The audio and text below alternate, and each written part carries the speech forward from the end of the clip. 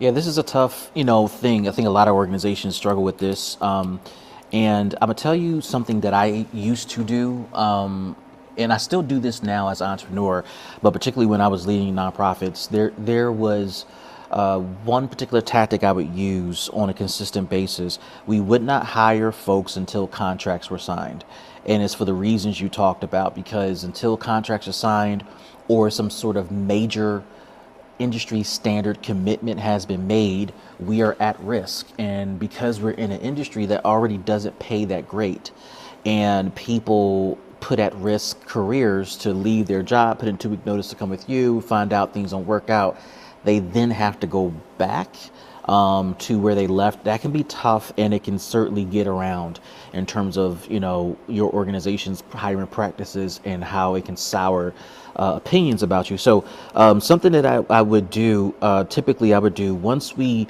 got a verbal commitment and we're negotiating contracts. And I'm assuming, did you get a verbal commitment saying that, yeah, you've been selected for this funding? Yes. Okay. So at that point, some organizations use that as a means to hire, unless you believe the contract is not going to come through. So what we would do once we got the award notice, award letter, we would immediately post the jobs to get the process started. Depending on what's negotiated and depending on the funder, there may be an agreement that, hey, the work doesn't start until contracts are signed, or they may have a standing practice that says, go ahead and start the work. We'll finish the contract along the way, which is not abnormal. I just think you need to find out what the expectations are. In the meantime, while this is being worked out, there's nothing to stop you from posting the job. There's nothing to stop you from interviewing now for the job. It's going to take you a while anyway, just because the market is kind of dry for talent, and you're going to have a competitive offer. And so you don't want to wait until the very end to start the process, but you don't want to hire prematurely. So the in between thing to do is to post an interview, make direct outreaches through platforms where talent can be had. So LinkedIn, referrals, word of mouth, recommendations, people who are on the front line looking to make a jump in their career. And you mentioned that these people are going to be, let's see here, outreach coordinators and folks working at the school. So there may be some folks who are looking to make that jump, make that leap from one organization to the next, one career move to the next. So I would encourage you to go ahead and start that interviewing process, and then kind of manage when to make offers based upon the status of the contract. The other thing too, you mentioned you don't want to be caught holding the bag, January 1st when things start. While that is something that I certainly agree with, I think the reality of business is that sometimes there may be delays because of whatever, right? And in this case, you're up against a tough situation. Number one, talent access is going to be key, but then as of this class, we're literally about to hit the speed button on holiday season.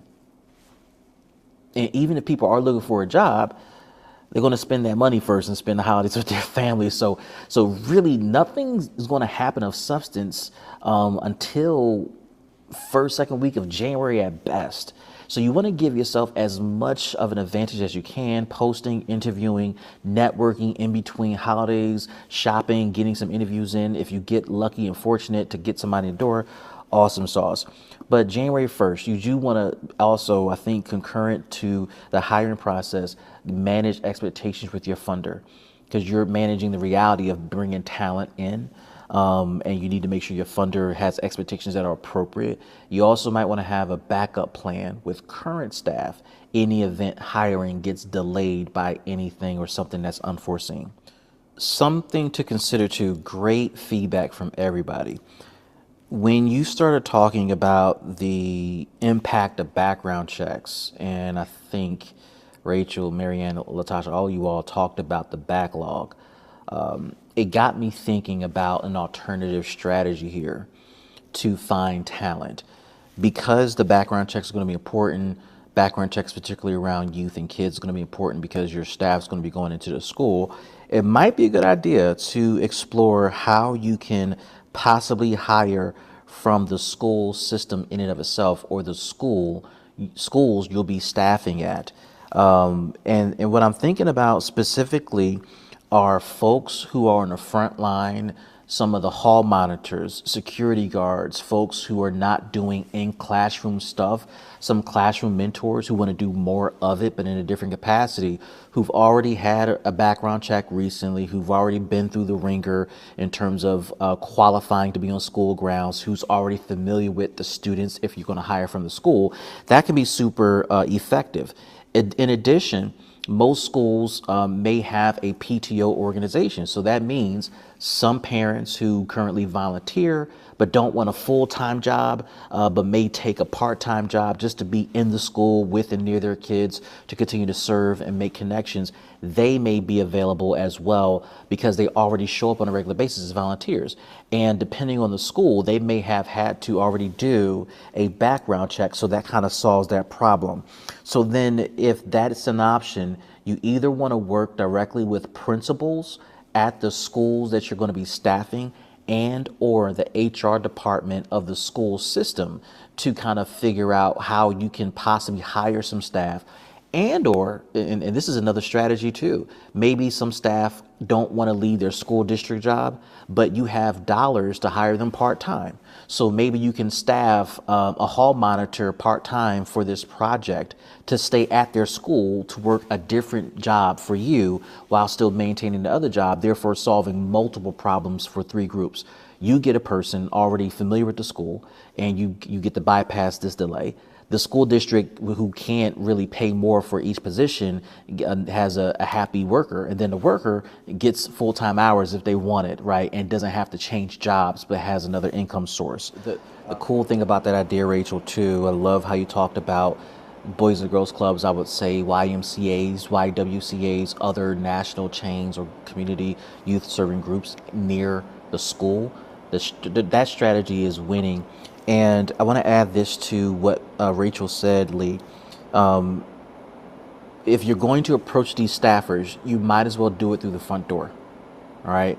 Go talk to these EDs, HR departments, and talk about a co-recruitment relationship where staff that they can't pay full time can have full-time hours in partnership with you and them. So what this looks like, depending on the type of age group that nonprofit serves, if it aligns with your funding priority and they are looking to recruit more youth in that age group and they've had trouble or they just don't have staff capacity due to limited budgets, you're coming now with a daytime offering for same staff to work with those same young people for your grant, co-enroll them into the grants or programs for YMCA, YWCA, Boys and Girls Club, and their afternoon programs. Therefore, youth are getting more of a full day support network, right? Which is a compelling story to tell. When you talk about reports, future funding opportunities on both sides for your group and the other group, and the youth, who's the customer, they win, right? This is tremendous. And I think before I jump to you, Marianne, this is also part of the thinking when you start looking at new funding, that you have a ready-made partner possibly in place to do double duty to make sure youth are covered and provided for. So here are my thoughts about who manages that relationship. I don't think it's a development relationship at all, because in this situation, it's your money and you're not sharing it with anybody. This is a funding opportunity you secured and that's it, full stop. So there is no formal commitment that is being made, but there is a slight caveat that I see. If these folks are hired from partner organizations, if you're going to go through the front door, the person that manages new staff will be the program manager of this new grant. That's it, right? It just so happens that the people that they've hired are working with other community organizations that may serve some portion or segment of the population that you're targeting as well. If you decide between you and the other ED, other organizations, to engage in information sharing recruitment responsibilities, because you'll have full access to students. You'll have full access to the school. You'll be able to recruit and promote programs with a captive audience.